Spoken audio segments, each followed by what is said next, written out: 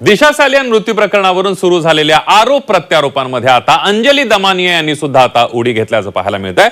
दिशा सालियान प्रकरणातील पुरावे राणे पिता पुत्रांनी आपल्याकडे द्यावेत, आपण ते पुरावे तपास यंत्रणांकडे देऊ असं आवाहन दमानिया यांनी राणेंना केलंय। तर आपल्याकडचे पुरावे जगजाहीर केल्यास संबंधित आरोपी ते पुरावे नष्ट करू शकतात असं प्रत्युत्तर मंत्री नितेश राणेंनी दिलंय।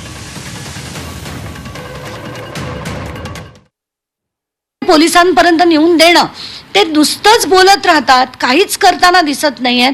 म्हणून मी आता असंच ठरवलंय की मी नारायण राणेंना फोन करणार आहे की तुम्हाला जर झेपत नसेल ते पुरावे पोचवायला मला द्या, मी ते पोलिसांकडे देते।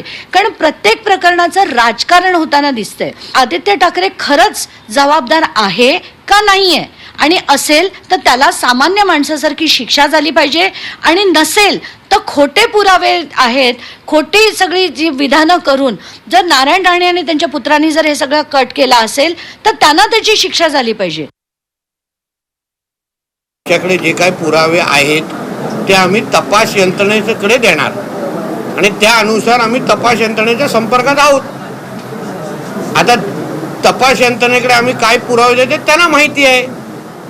हे काय आम्ही वैयक्तिक कोणाला जाहीर करू शकत नाही, कारण ही हाय प्रोफाईल केस आहे, सेन्सिटिव्ह केस आहे। अशा पद्धतीने असे पुरावे अगर मी जग जाहीर केले तर त्या संबंधित जे काही आरोपी आहेत ते पुरावे नष्ट होण्यासाठी प्रयत्न करतील ना।